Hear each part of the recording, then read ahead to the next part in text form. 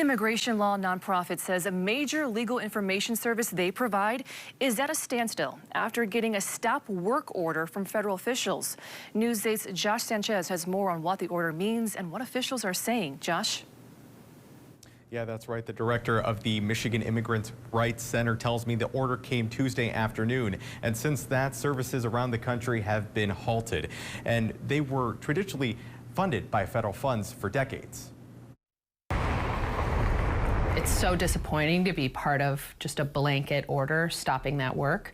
Again, because this was really an everybody wins kind of project to get justice done. Director Susan E. Reed says the Michigan Immigration Rights Center ran a help desk in the Detroit Immigration Court since 2021.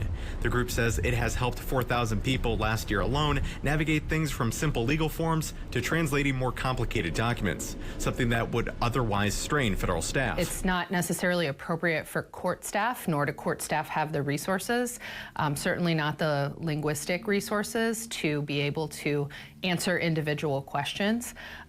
But we're a legal information provider. So it's not representation, it's not advice, but it's legal information to help people understand the process and understand it in their own language. In an email from the Department of Justice obtained by News 8, programs like legal orientation, the help desk, and Counsel for Children initiative are listed in the stop work order. The department references the Protecting the American People Against Invasion executive order that was signed by President Donald Trump during his first day in office. In part of the order, the Attorney General and Secretary of Homeland Security are to review all contracts and grants with non-government groups that provide services to undocumented persons.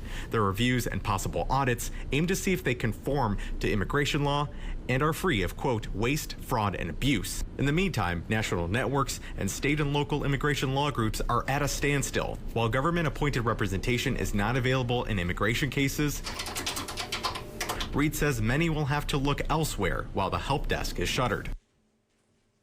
Now, Reed recommends people going through immigration court proceedings find and retain their own legal representation, while the MIRC can provide some direct representation. In some cases, resources are limited. In Kalamazoo, Josh Sanchez, News 8.